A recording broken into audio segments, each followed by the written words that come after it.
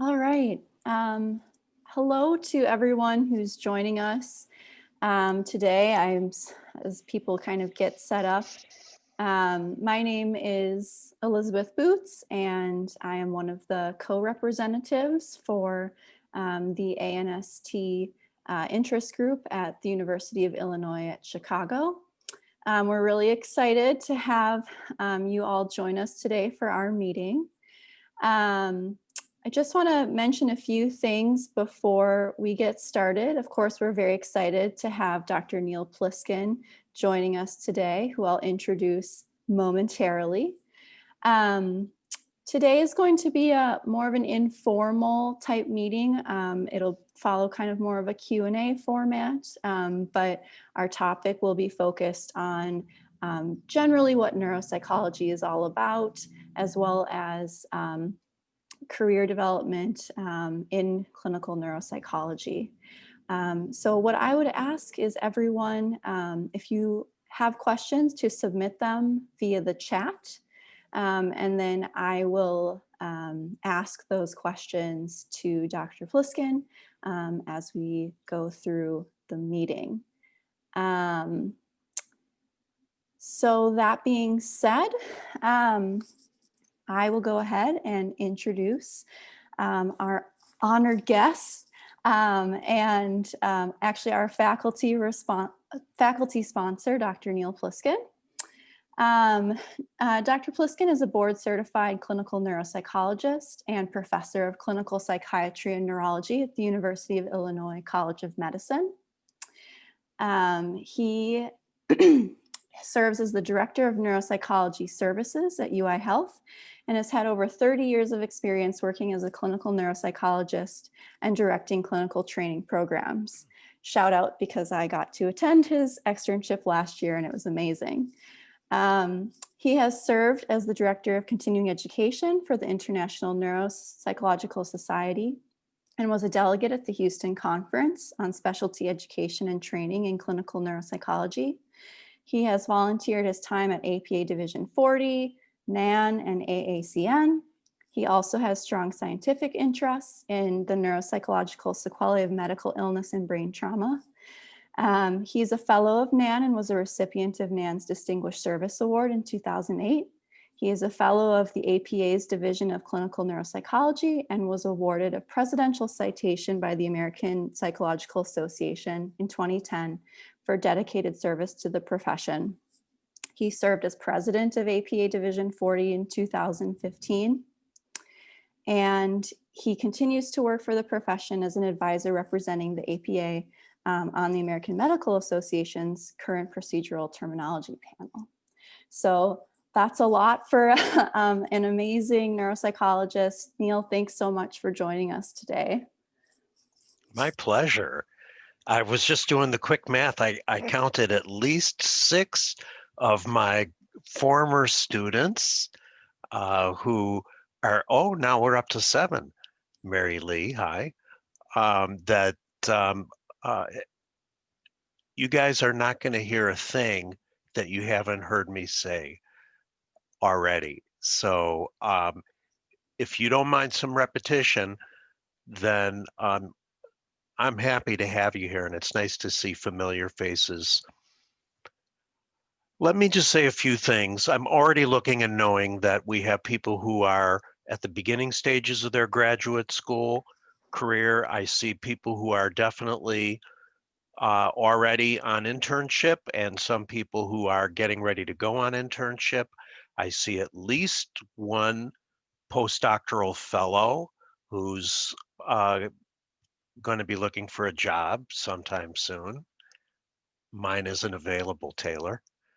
And so I'm going to make some general comments pitched at the level of training that you're at, and then it's going to be just as Liz Booth wants, which is for me to not dominate the time hocking you, but rather for you to ask the questions that you want to ask. So, but I got to just say a few things to hit the key points of why me? Why am I on this call aside from the fact that I know Liz? Um, and the reason that I'm on the call is because I have found a way over the years to volunteer my time for the American Psychological Association. So I represent the American Psychological Association at a bunch of meetings that involve healthcare policy and healthcare policy development.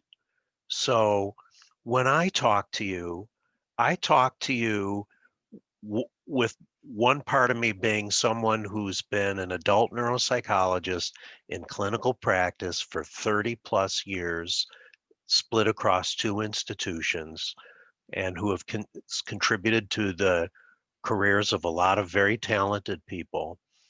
But I also speak to you with the understanding and the knowledge of what I think is going to come and how that should affect some of the training decisions that you make. So let me just throw a few ideas out there. And again, do the eye roll now if you're one of my students, because it's nothing that you haven't already heard. The first thing is, and this might seem elementary because people have this idea that I need to get absolutely as much neuropsych experience as I possibly can if I'm going to be competitive for fill in the blank, let's say internship right now. And I have found that uh, in the last decade, it's been about, I've seen students who have gone on internship who have had 3 and 4 years, sometimes more, working in um, neuropsych related settings. And I've had many a postdoc training director say to me, you know, I can teach somebody neuropsychology in 2 years, but I really can't teach someone how to have clinical skills. And so I've always said personally that it's really, really important that you embrace the interventionist side of you um, when you map out what your strategy is going to be for the future, for your personal career. Because speaking as somebody who sees what's coming down the pipeline 2 years before anybody else, because I'm under the cone of silence of the committees that I'm a part of, what's going to be valued is going to be integrated care. It's not going to be the kind of care that some of you are experiencing now. Um, well, I'll speak for myself. It's siloed care. The Dr. Smith sees the 75-year-old patient in his office and gives the patient my card. By the way, the patient with cognitive impairment gives the patient my card, tells the patient to call my office. Maybe they'll call my office if they remember. Maybe they'll make it to the appointment. So the idea of if you want to be a neuropsychologist, you had better get as much neuropsych training as you can is only partially true these days. I think the other part of it is you have to have experience in working in multiple clinical settings. Unless you're going into forensics or you're going to be taking a niche kind of pediatric, suburban, pay cash as you go kind of practice, then more and more you are going to have to be prepared to be someone who does more than just assessment. And also that the assessments that you do are the kinds of assessments that can be done in a reasonable time frame. You can write the best report in the world. If it's 2 weeks out or 3 weeks out, then it's just not that clinically useful. So the times are changing. And the way that they're changing is that more psychologists are getting out of their siloed office and spending more time either being co-located or um, um, becoming an integrated part of someone's healthcare team. And that means briefer evaluations. That means being prepared to do interventions. So, whereas a few years ago it was, I have to prove that I'm really a neuropsychologist, so I'd better get 3 years at least of supervised experience. I think that that doesn't prepare you as well for the future as what you're going to need. In my world, I tell people get some health psychology experience, work with cancer patients, work with spinal cord patients, work with rehab patients. Um, and so, from my perspective, the days of doing evaluations that are conducted over 3 days, first of all, you're not going to find anybody that's going to pay for that anymore. So I just urge you in your quest to be taken seriously as a neuropsychologist in training, to make sure that you don't forsake the part of your training that allows you to be an effective clinical psychologist. And I'm a little less chauvinistic than some of my colleagues. And I look at health psychology and neuropsychology as almost two sides of the same coin. And so, if you're interested in health psychology as a career, of course, you want to get some neuropsychology experience, learn how to diagnose dementia, know how to read data summary sheets. And if you're a neuropsychologist, you'd better know something about health psychology and health psychology interventions. So those are really my, excuse me, my main comments that I want to make. Diversify your portfolio, get your neuropsych experience, but there's a number of different ways that you can get that experience. And most people don't come from programs that emphasize uh, neuropsychology.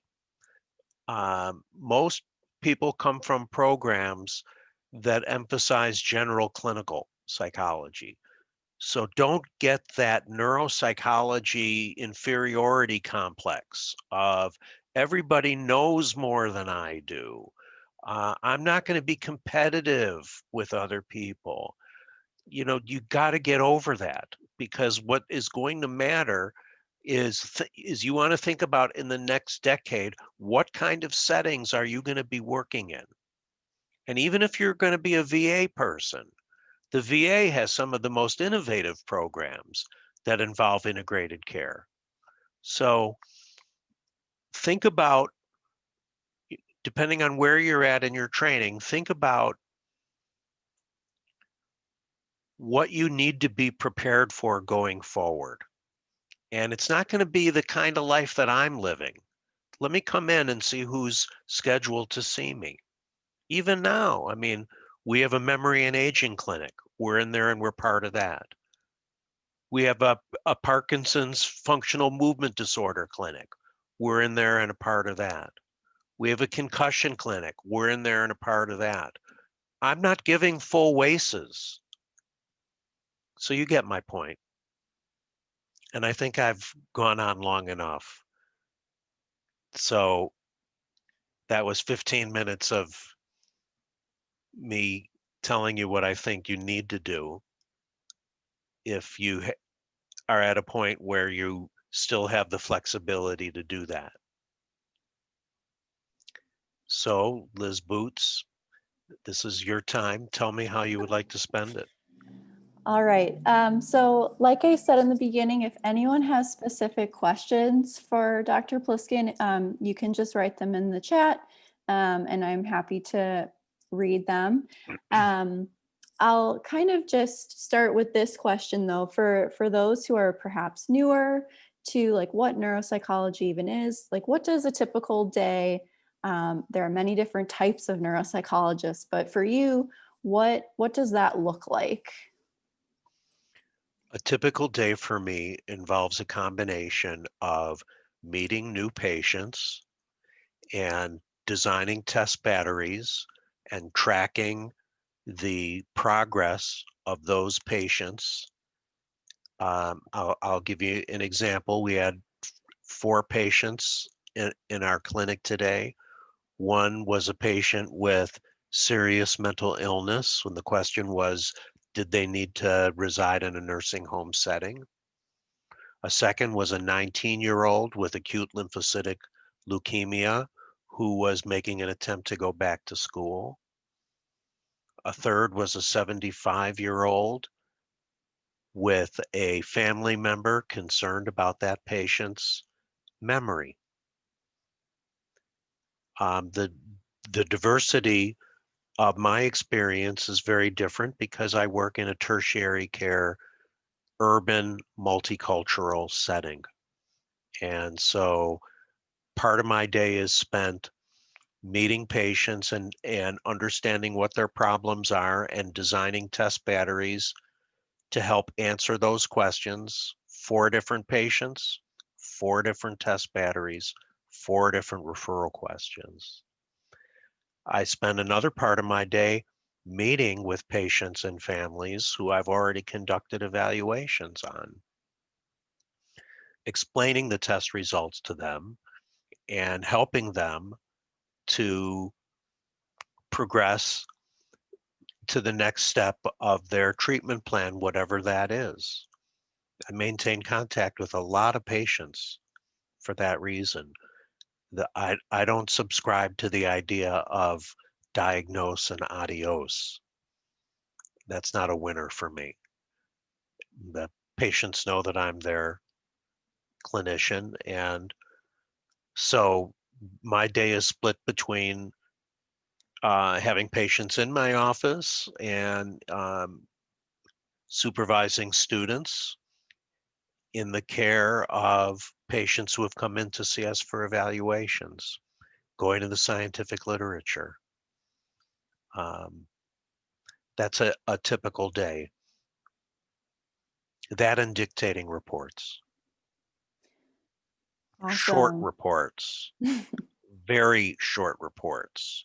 And you won't find the word prepotent in any one of my reports. In fact, we are now past the point of doing test result sections, as some of my more recent students can attest, where instead of writing narrative paragraphs that are, I mean, I tell this story, this is honest to God truth. When I was early in my career, I was introduced at a neurology grand rounds as the neuropsychologist that we all know and love who writes the 10-page reports that nobody has time to read.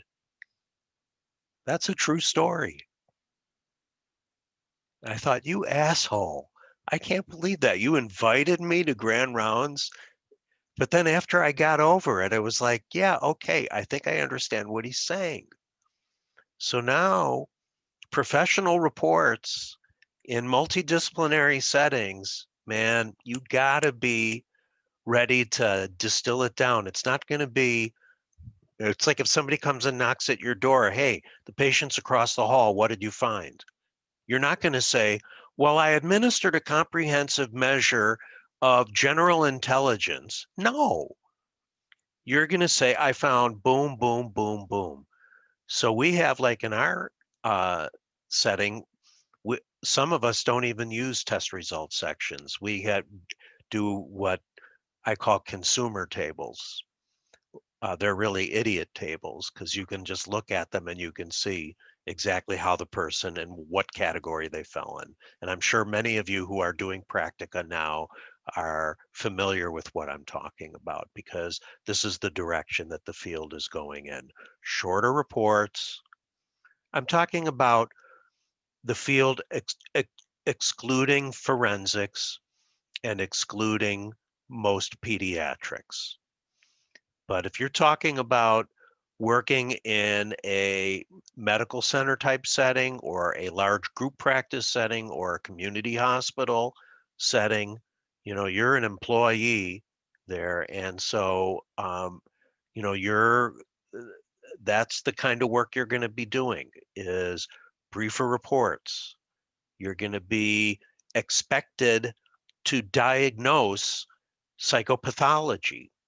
You might be expected to do brief interventions with patients and maybe even some case management with patients. It's whatever's going to make you invaluable. So, okay, I promise. This time I'm done. All right, we do we do have some questions coming in through the chat.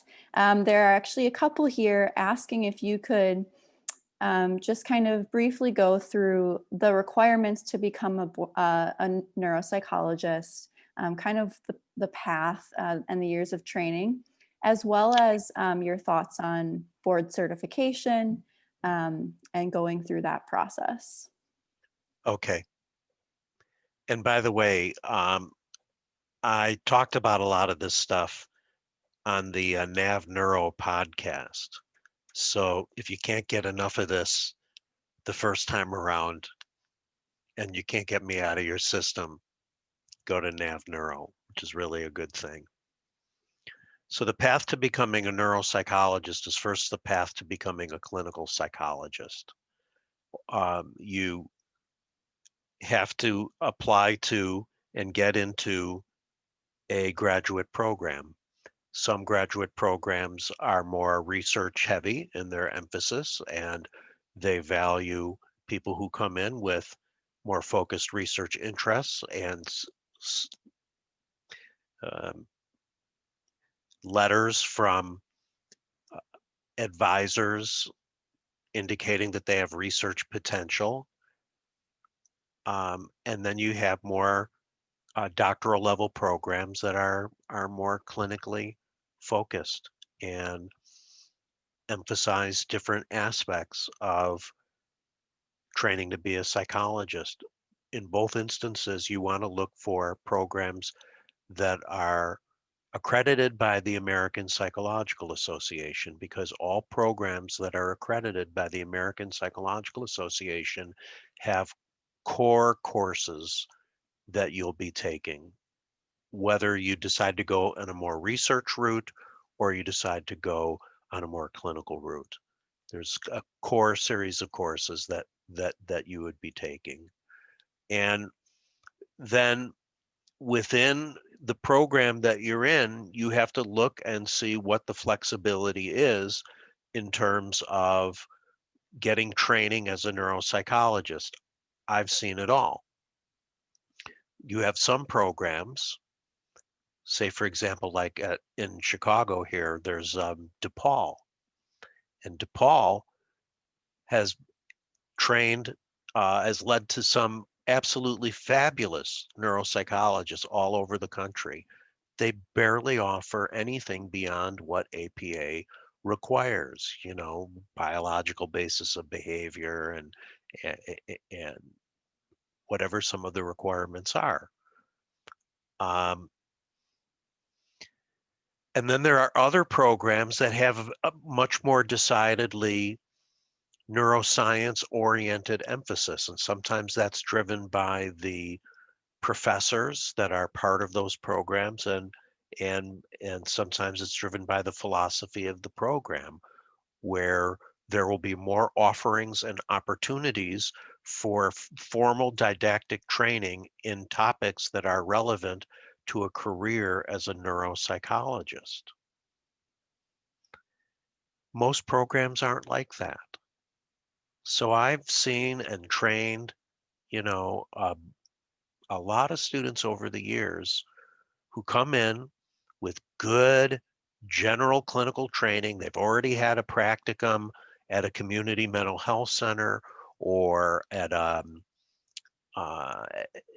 at the VA in one of their acute intake clinics, where you've already learned how to talk to patients and how to be around patients, even disruptive ones. And you don't have as much experience in your coursework in neuropsychology. And I say that you should just not let that stop you. Within your program, if they offer introductory courses in neuropsychology, then that's wonderful. And if they don't, then there's other ways to pursue that. Sometimes it can be through taking auditing courses. Sometimes it can be through, well, it can be through practical experience in seeing patients, getting supervised experience, and reading about your patients.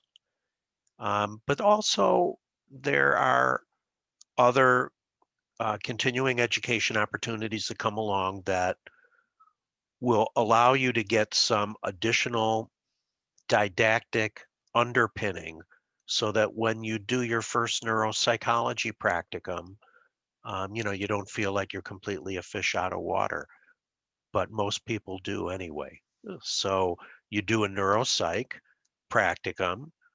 You have to be selective. Don't pick one, where you're going to be in a private practice and you're not going to get any supervision and you're going to be expected where the mode of training is here's the manual. Go into the corner and read it and be ready to give that test in an hour. I don't think that's the right way for you to learn. I mean, there's only so much you can be taught in your formal courses, intellectual assessment and personality assessment.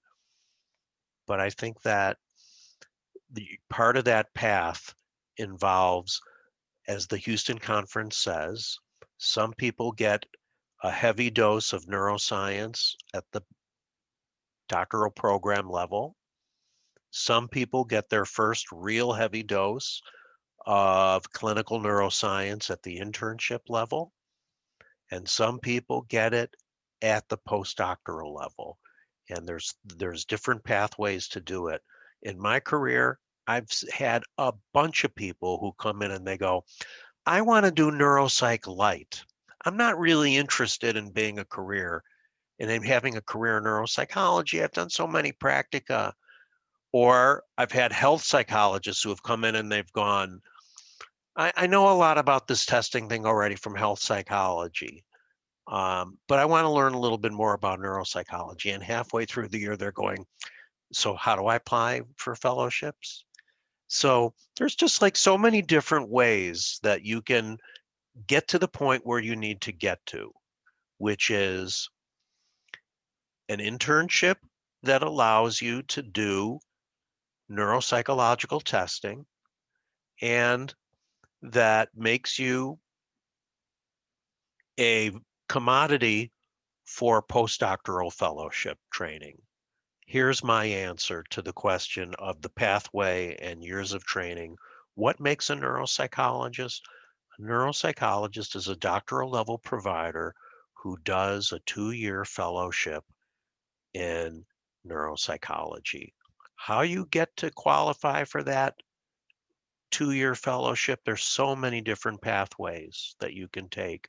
If you're very, very academically oriented, there's some programs that, see you as maybe 50% clinical, 50% research. There's opportunities that way. There's other programs that will see the diversity of experience that you have or the years of experience in working in the VA setting, and that will make you attractive to them. So there's multiple pathways. I would say realistically, you're talking about 4 years of graduate school, a fifth year of internship, and 6 and 7 for fellowship. I would say that's probably more typical these days. Awesome. Next. Um, and then kind of tacking on to that, there were some questions about board certification um, and kind of the importance of this moving forward in our field. What your take is on that? Okay. So I waited 9 years until I got board certified. I was like, "Ugh, I've taken so many tests. Why do I want to do it?" And that was at a different time. I would say I'm strongly in favor of board certification, and here's why. One of the other hats that I wear right now is I am the chair of the state licensing board for psychologists in Illinois. And I have, and as you probably know, or I'm going to tell you now, that when you get licensed as a psychologist, in 49 out of 50 states, you're not licensed as a neuropsychologist. You're licensed as a general clinical psychologist. And so that means in Illinois, I can do a rotation. In neuropsychology, if I could take a class or two, I could get 1 year of postdoctoral supervised experience in a private practice, and I can hang out my shingle as a neuropsychologist. I can buy neuropsychological tests and I can sign my report, clinical neuropsychologist, and I would be completely within my scope of practice in the state of Illinois and 48 other states. So the point of board certification is to protect the public, is to help the public understand who's qualified and who is not qualified. And yes, you do need to have a postdoctoral fellowship if you want to become board certified. There's different ways to do it. You know, people do it part-time. People have life get in the way, um, but they find ways to do it. And I would say now more than ever, while you're, and I know this doesn't apply to everybody, so don't be offended. But while you're in the mode of, to you fellows, especially, while you're in this mode already of, servitude that you've been going through for the last couple of years, but also you're like at the top of your game with regards to your clinical experience and your reading. And if you've gone to a good fellowship, you'd have had an opportunity to take a neuroanatomy course. Um, and it's a great time. They make it very easy for you to slide in and start the board certification process. I don't see a reason not to do it at this point. I avoided it because to me it really didn't make a difference at that time. But now these days, there's a lot of practitioners out there, um, and you don't want to do any harm to people, and being board certified is an absolutely wonderful experience to go through. Yes, it does have its stresses and strains, and some of you now shouldn't even be thinking about it because it's too soon. But it's so clinical, it's so consonant with the work that we do that most people find the board certification experience to be one that makes them better neuropsychologists. So, yeah, I'm strongly in favor of board certification. Timing is everything. Awesome. We've also had a few questions come in about internships, particularly what, in your view, makes for a strong internship applicant in neuropsychology, as well as the importance of research experience. Okay. Yeah, good question. And the answer is goodness of fit. You have to do your homework. on the kind of program, internship program that you're interested in. For example, if you're a candidate who's done 2 full years of neuropsych experience and 1 year of health psych or rehab, and maybe you've teched on the side a bit so that you have um, a lot of clinical experience, and you made a poster and presented a poster to um, the International Neuropsychological Society meeting or NAN, um, you're going to want to look for internships that are going to value someone who comes in with a lot of clinical experience.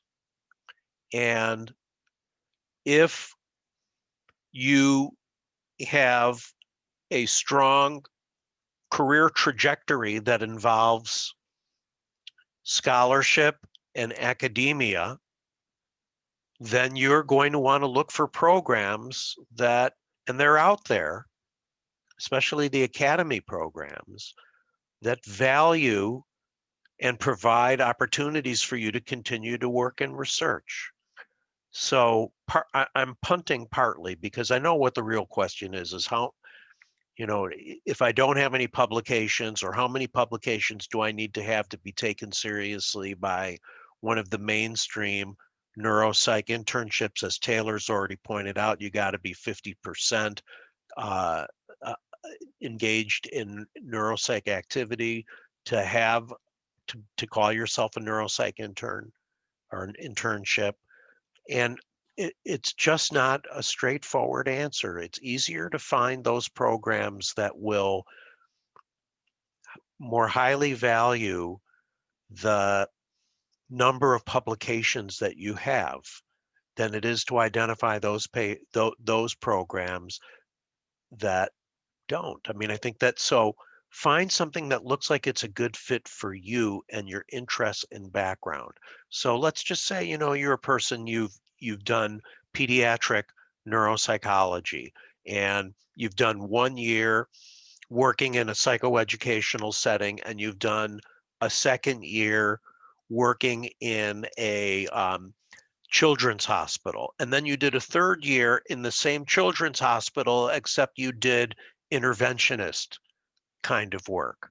Uh, and and maybe you have or you haven't published a paper or poster.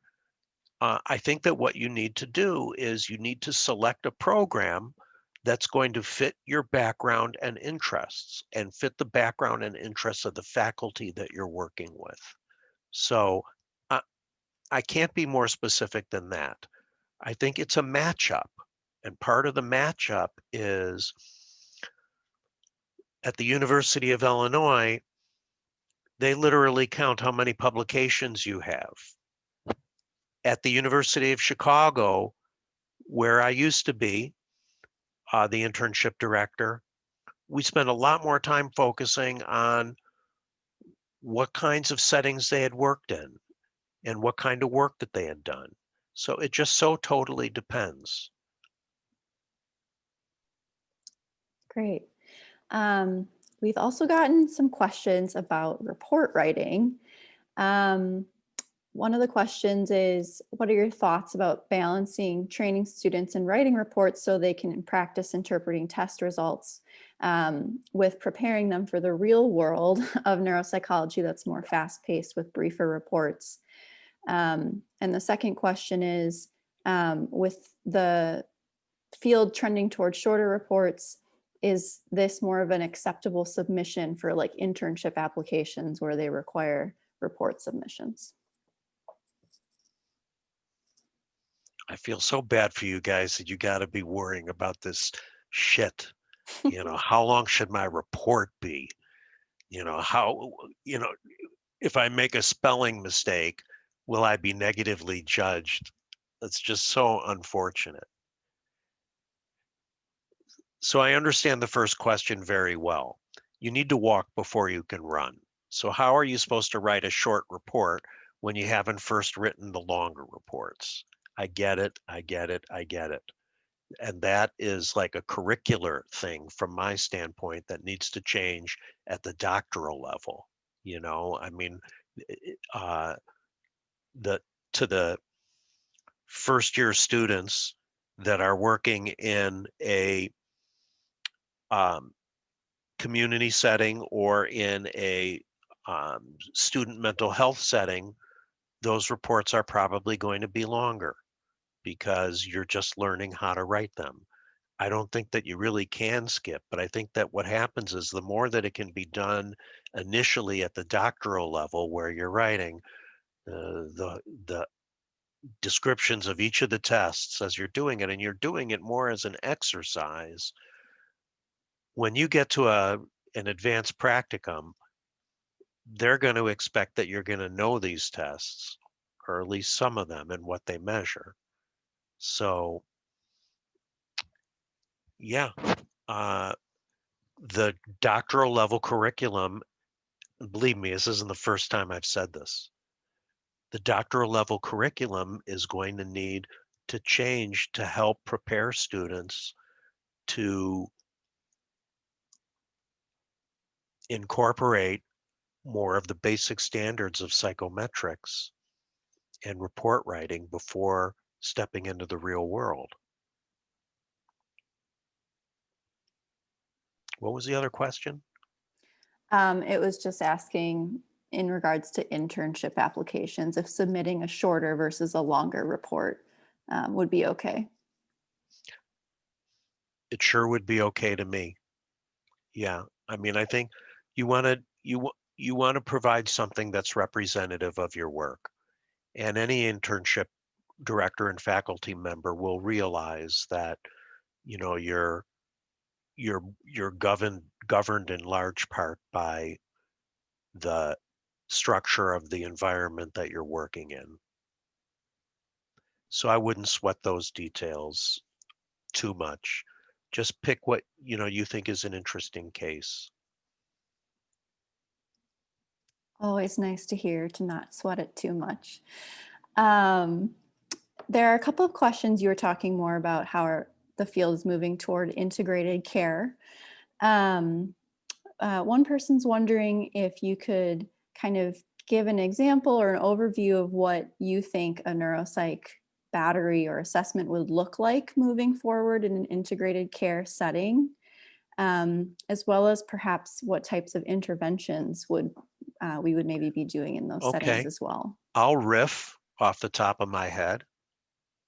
Let's say you're a neuropsychologist that's working in a primary care clinic, uh, 2 afternoons a week. And this clinic is one of frequent flyers, people who keep coming into the emergency room and keep coming in for services. So you've you've created a clinic model where you're physically present and the clinic works it out so that you have space and that some of the frequent flyers come in on your day. Frequent flyer number one has diabetes. And she's a frequent flyer in part because she's not controlling her diabetes well. She's 54 years old. The primary care doc says, I've got like a high risk patient here. Can you give me an idea of what's going on? Now, part of it would be how much time do I have? Let's just say that I have a half hour. Am I going to be able to do a comprehensive neuropsych evaluation in a half hour? Of course not. But I might be able to do a brief evaluation of memory and executive functioning. If I've got 45 minutes and I want to do something more standardized, I might do a repeatable battery for the assessment of neuropsychological status. If I'm concerned that the patient has severe depression, I might just give like a Hopkins to get a measure of memory and then spend some time talking to the patient and maybe giving the patient a geriatric depression scale or a Beck depression inventory. they're not going to be comprehensive evaluations. Now, if I got a patient, okay, so that's in primary care. And so in primary care, I might write 3 paragraphs. Now, if I see a patient in primary care and I know the patient has chronic hypertension and diabetes, so that the question exists, do they have vascular cognitive impairment?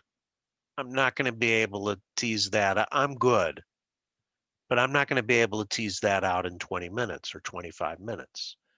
So I'm going to do something that addresses the immediate question. Can they live alone safely? Can they remember? Can they manage finances? Whatever it is. And then I work to get them into my outpatient clinic. So I don't completely abandon my outpatient clinic, but I'm doing briefer assessments in that type of setting to identify those at-risk patients and at least get something on the record. Now, let's just say it's a Parkinson's clinic. That's a whole different story. Now, I already know what kinds of deficits are present in Parkinson's patients. Let's go with mental processing speed for one. I might design, again, it depends on what the referral question is, but if part of it is we need to have an updated clinical understanding of our patients and what they're capable of. I'm going to do a test of premorbid function.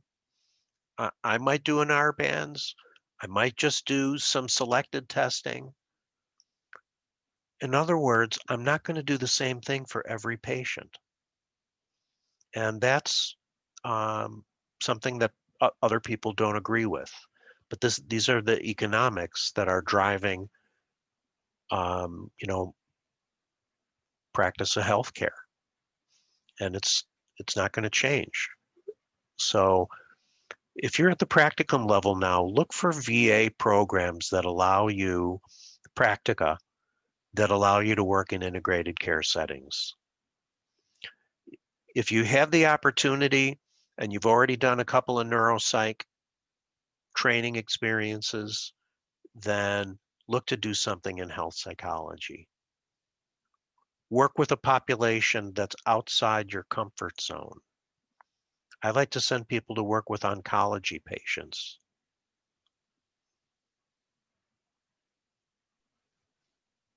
What else you got? I got a couple here. Right.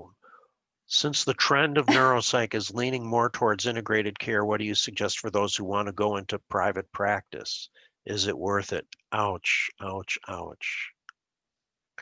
Well, how are you going to fund your private practice? If you're going to fund your private practice by accepting Blue Cross Blue Shield, then you're going to be accepting Blue Cross Blue Shield contracts, and you're going to be paid what they want to pay you. But more to your point is you might get less referrals if you're in outpatient practice, private practice. You might get a more select class, for lack of a better way to say it, of referrals, those who can afford it. There's nothing wrong with private practice, but the funding models are different now. I have a colleague of mine. She had a private practice that was, I'm not kidding, a mile away from our local hospital, Lake Forest Hospital. And Lake Forest Hospital, like most of the hospitals in the Chicago area, joined a larger group, in this case, Northwestern. It's now Northwestern Lake Forest Hospital.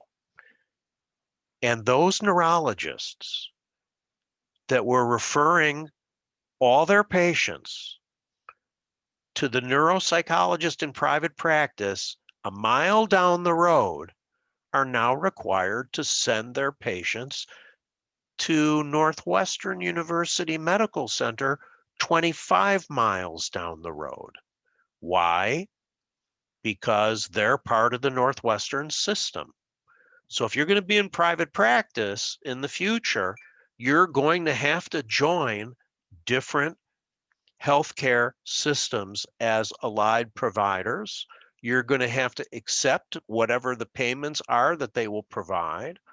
And if it is a medical center that provides integrated care, there might be less referrals coming your way from primary care docs and family medicine docs.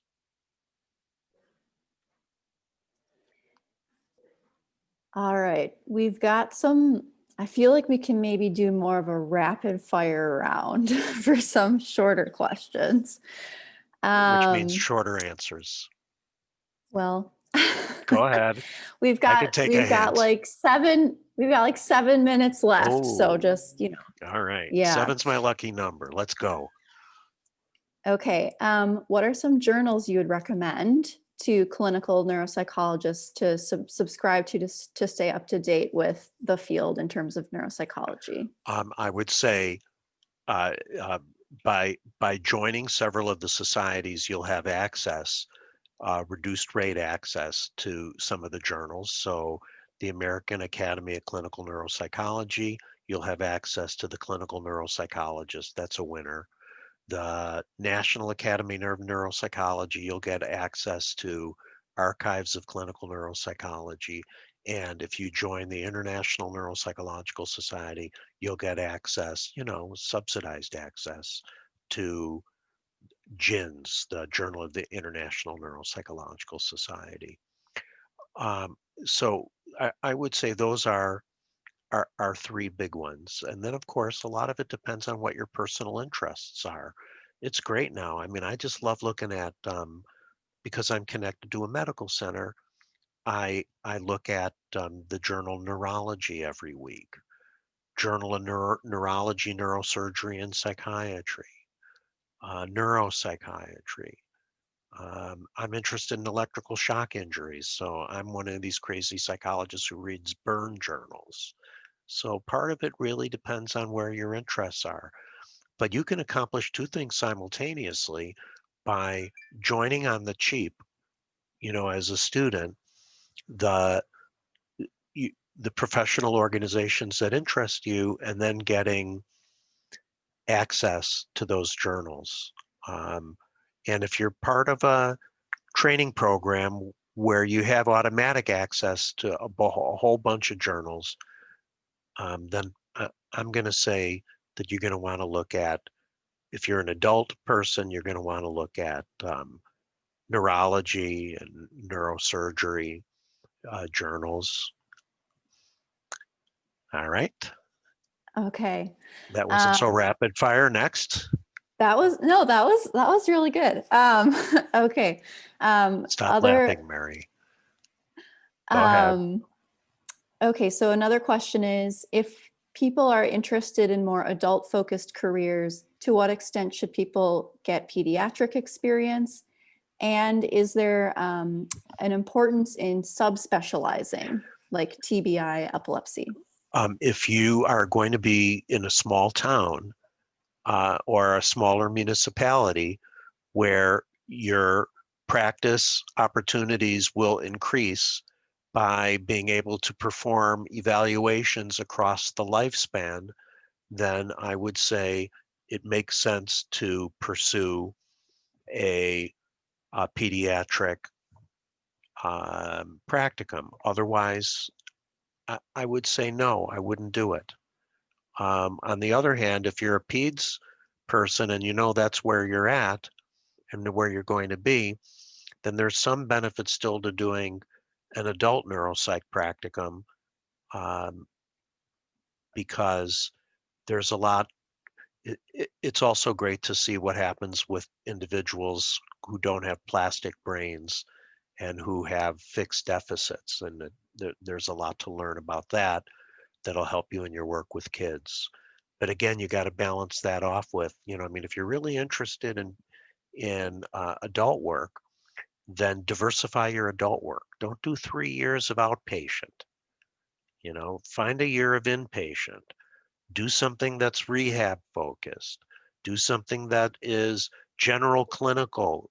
That's serious mental illness. Whatever gives you an opportunity to diversify your intervention experience. I mean, there's CBTI, there's CBT for psychosis. Um, there's all the multiple therapies for treating trauma. As a neuropsychologist, you know how to do these things. Your stock goes up dramatically. This is what I'm trying to tell you. And then in terms of subspecializing in a particular like content area, like TBI or epilepsy, do you view that as being kind of important? Also questions about also doing cognitive rehab as part of your career. Yeah. Well, I'll answer the cognitive rehab one first. If that's the mode of intervention that you want to learn, that'll be a marketable skill for you to have. To me, it doesn't matter what the intervention skill is. It's what your interests are, and that you have intervention skills. Obviously, if you're interested in cog rehab, or if you're doing cog rehab, then that's going to push you towards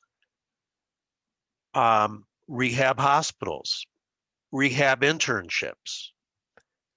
As far as specializing in TBI or any of that stuff, it's way too early for that. If you end up, say, for example, you end up going to your fellowship is at New York University and you're in the epilepsy program there. Well, yeah, you're going to get a lot of experience in seeing epilepsy patients. That's part of your decision-making process in terms of how you're going to rank your programs and what's going to be ultimately important to you. Okay, we'll do one last question here. How do you envision telehealth and virtual testing changing neuropsychology long term? I literally just spent 90 minutes doing a NAN webinar on that topic. So I'm going to give you the short answer to that. When you bill insurance companies for neuropsych services, you're checking off certain codes.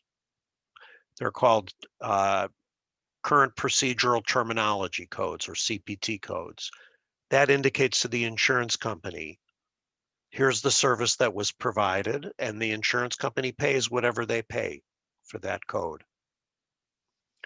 In order to have a code, there's a strict set of rules that the government insists on. Things like, it's got to be something everybody does. It's got to be shown to be effective, and a bunch of other stuff that I don't want to take the time with.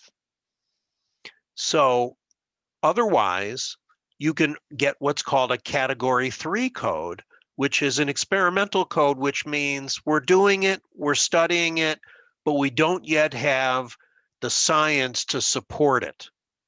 So here's what I think is going to happen. I think that when the national emergency ends, then certain telehealth codes will remain online, most notably the intervention ones.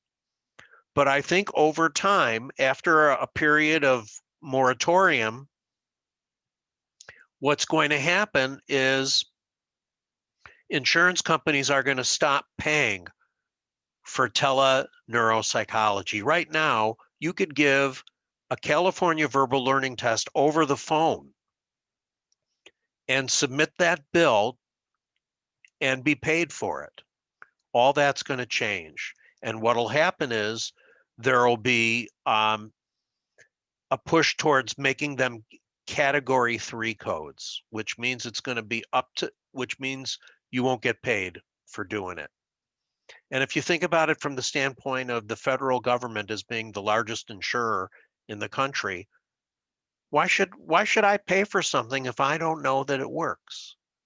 So before you hawk me about all of Monroe Cullum's great research that he's doing, which he is, the issue is that his model of doing it has the neuropsychologist in one place and the technician and the patient in another place. The data does not yet exist, although I just saw a first article that Monroe did that is in press in archives of clinical neuropsychology, where the same CVLT is given to the same patient once via remote and once in person. And until you get those kinds of studies that either show that doing it remotely or in person doesn't make a difference, or doing it remotely under these conditions using these separate norms are shown to successfully measure cognition, then you'll be able to use them. So what I think is going to happen is that your ability to use telehealth codes for neuropsych testing is going to dry up, um, when it's already starting to happen with some of the private insurers, and I think it'll happen when the national emergency, may it be ending as soon as possible, happens. All Listen, my right. email address is npliskin@uic.edu. Anybody who knows me, and there's a few of you who know me on this webcam, know that I care a lot about training and I care a lot about students. And I'm happy to answer any questions that you didn't feel comfortable asking in this kind of public forum, or that you wanted to ask at some other point. I'd be very happy to communicate with you. Awesome. Thank you so much, Dr. Pliskin. This has been really great. And if anyone also has questions, I'm going to actually put in the chat here. I'll put Dr. Pliskin's email address so that you all have it. And let me put in a plug for ANST and how important ANST is to our future. And I'm so glad to be supporting the ANST program here at UIC, and I'm especially glad that it's going to continue. You're the lifeblood of our profession now, and the, you know, enough with the older white guys making all the decisions about everything, you know, myself included, although I don't think of myself as older. So um, I'm glad that neuropsychology is alive and well in its student and student organizations that have a voice in leadership going forward. So it's just a total pleasure to have the opportunity to do this, and good luck to everybody, and please stay safe. And it's nice to see some familiar faces too. Bye-bye. All right. Thanks everyone for joining. Bye.